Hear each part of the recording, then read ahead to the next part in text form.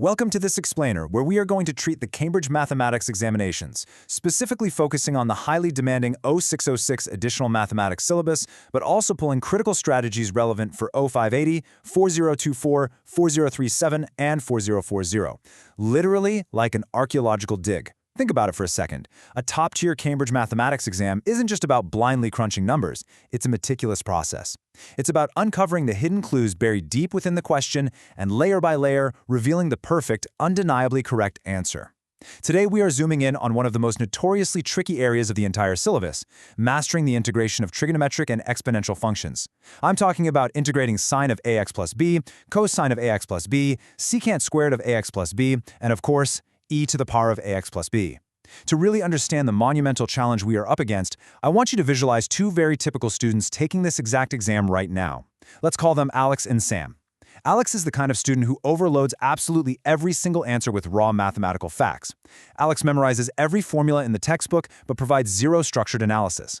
We're talking about a student who just data dumps numbers onto the page, crossing their fingers and hoping the examiner magically finds the right ones hidden in the chaos. Then we have Sam.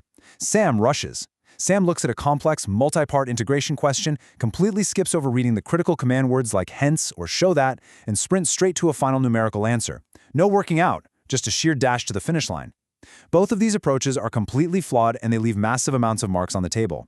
In this explainer, we're going to look at their exact mistakes, understand exactly why the examiner's red pen comes out, and show you the proven, step-by-step strategies to transform those red marks into green check marks.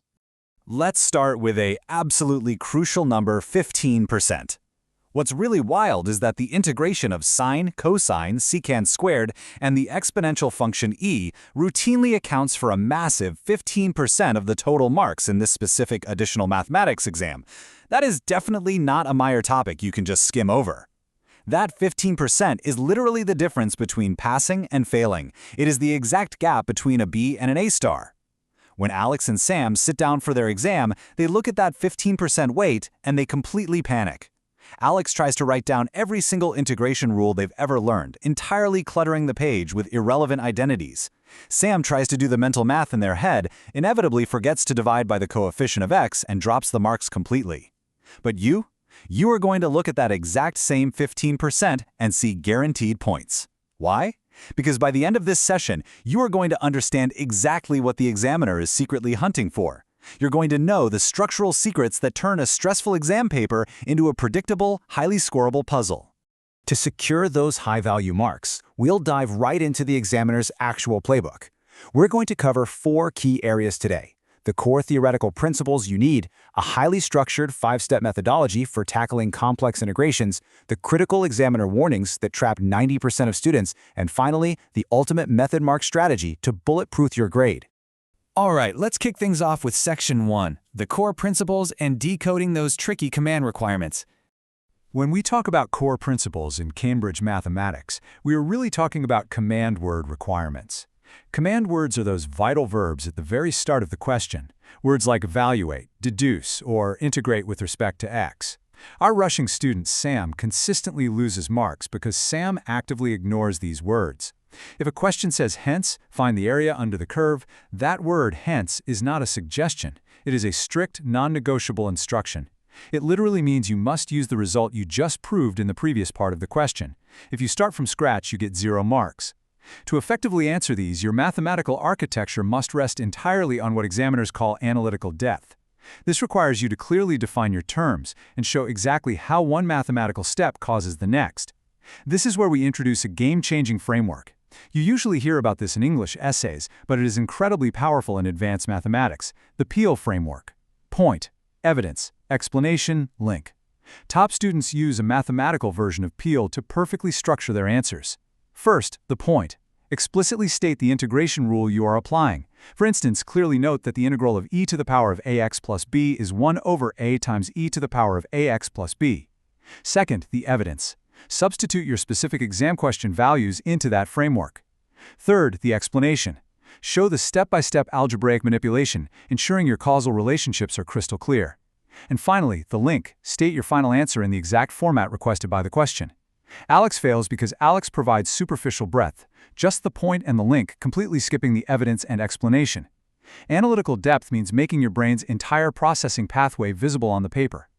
Before we continue, subscribe to our YouTube channel Ace the Exams at acetheexams_IGCSE to excel in your Cambridge examinations. Click that subscribe button and hit the bell icon right now. And that beautifully illustrates our next core principle. Just look at this direct quote from the principal examiner reports. Top-performing students do not just memorize formulas in isolation. They actively connect these integration concepts to unfamiliar contexts across the entire syllabus. So what does a cross-topic connection actually look like in additional math? Imagine an exam question that asks you to find the exact area of a shaded region bounded by the curve y equals secant squared of 2x. Sounds standard, right? But to find the limits of your definite integral, you first have to solve a trigonometric equation where that curve intersects a straight line. Boom! That combines coordinate geometry, advanced trigonometry, and calculus all into one beautiful, absolutely terrifying question. If you only know how to integrate secant squared to get half tan 2x, but you absolutely cannot solve for those exact intersection points, your whole archaeological dig site collapses. You must be able to pull tools from completely different mathematical disciplines to solve the overarching problem. That is what Cambridge is testing. Okay, let's transition to section 2. Here we're going to systematically break down the 5-step framework needed to confidently execute these complex transformations and actually get those green check marks. To avoid Alex and Sam's mistakes, you must strictly follow this standardized sequence every single time you see an integration question. Step 1. Extract the relevant data. When you look at the function to be integrated, identify your a and b values immediately. Write them down. Step 2. Select the analytical framework. Ask yourself, is this a definite integral with given limits or an indefinite integral requiring a plus c?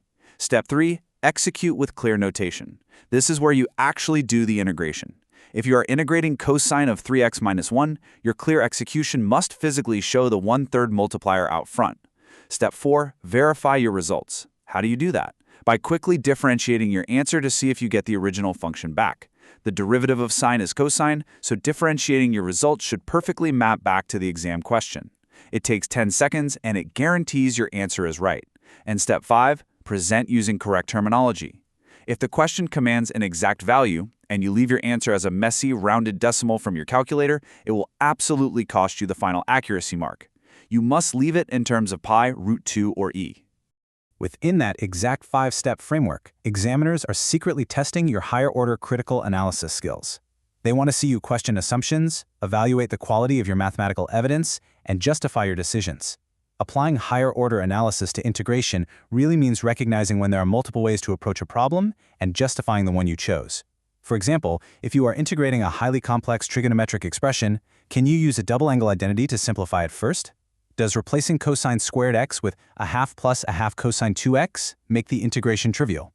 Evaluating these alternatives before you even put pen to paper prevents you from going down those horrible mathematical rabbit holes that just eat up your precious exam time.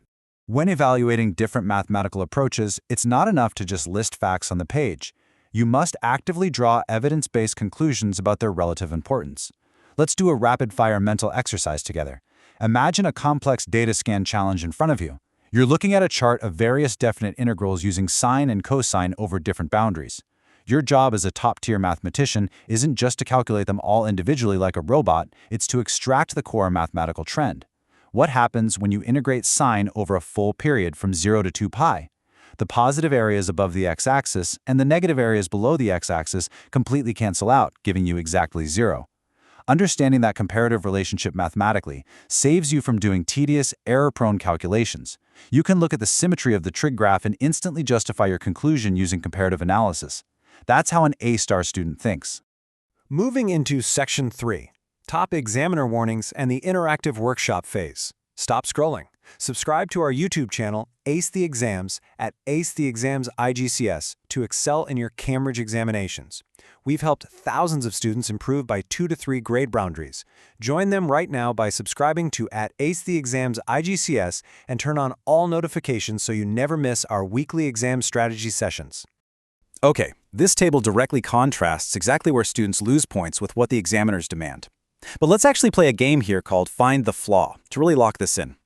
Listen closely to this paragraph written by our rushing student Sam. Ready? Sam writes, to integrate e to the power of 4x plus 2, I keep the exponential the same, giving e to the power of 4x plus 2, and then I plug in my limits. Did you spot the major flaw? Look at the first row of our table, vague details versus precise mathematical terminology. Sam totally forgot to divide by the derivative of the inside function. Sam missed the 1/4 entirely. That's a classic error. Now look at the second row. Poor presentation of working versus strict conventions. Strict conventions mean aligning your equal signs vertically. It means clearly writing the integration symbol and the dx notation at the end. If you drop the dx, you are mathematically writing an incomplete sentence, and the examiner hates that. And finally, ignoring the specific scenario.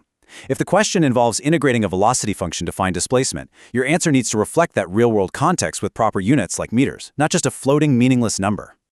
Notice how the difference between a failing grade and top marks is simply the transition from throwing raw facts at the page to crafting structured, analytical responses.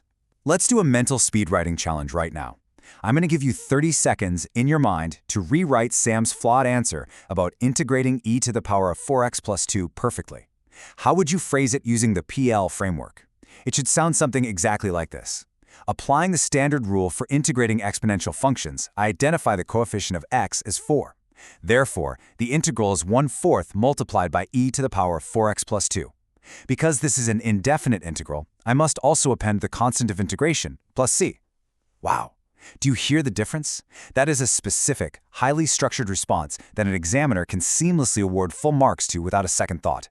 Now we arrive at the most crucial part of this entire explainer, Section 4, the final system and the method mark strategy. Listen, in the Cambridge grading system across 0606, 0580, and the others, you have accuracy marks for getting the final correct number. But far, far more important are the method marks, or M marks. The biggest glaring red flag in the examiner reports year after year is students completely missing out on marks simply because they failed to make their systematic processing visible. Remember our student Alex? Alex often does all the working out in their head, or scribbles it illegibly in the margins, and only writes the final answer on the main line. If that final answer is wrong, maybe they just missed a tiny negative sign when integrating cosine, they get 0 marks. 0! Because the examiner absolutely cannot see the methodology.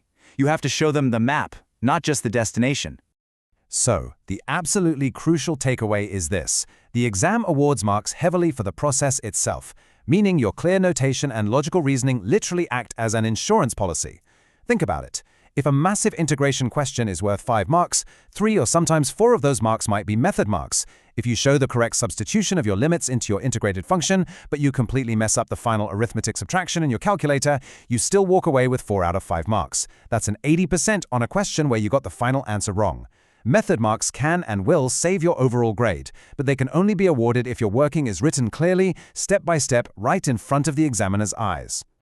To guarantee you capture every single one of these process marks, every layer of your mathematical dig must be meticulously documented. Whether you're doing 0580 extended or 4037 additional math, you need to follow these 3 fundamental rules to build your ultimate exam cheat sheet. Rule 1. Command word decoding. Explicitly deconstruct the question first so you know exactly what is being asked before you write a single number. Rule 2. Peel framework application. Format your working with clear headings, strict terminology, and highly visible causal steps. If you substitute a value, physically write substitute x equals 2 on the page. Show the linkage. Rule 3. The time management matrix. Don't spend 10 minutes sweating over a 2-mark question. Your clear annotation shouldn't mean writing a huge essay. It means writing crisp, logical, mathematical statements that respect the clock. Ultimately, acing these Cambridge exams isn't just about integrating trigonometric or exponential functions correctly. It is about proving you have the professional discipline to evaluate evidence, avoid the exact pitfalls that trap rushing students like Sam, and explicitly lay out your logical path to the solution. So ask yourself right now, are you just trying to find a number, or are you revealing a masterpiece of mathematical logic? The real answer isn't just the final digit, it's the analytical trail you leave behind. Here's your final reminder. Subscribe to our YouTube channel, Ace the Exams at acetheexams_IGCSE to excel in your Cambridge examinations. Subscribe right now to @acetheexams_IGCSE and click that bell. Don't let another exam pass you by. Drop a comment below with your target grade for mathematics and the biggest challenge you're facing. Our team responds to every comment. Like and share this video with a study partner. Ace the Exams. Your Cambridge success starts here.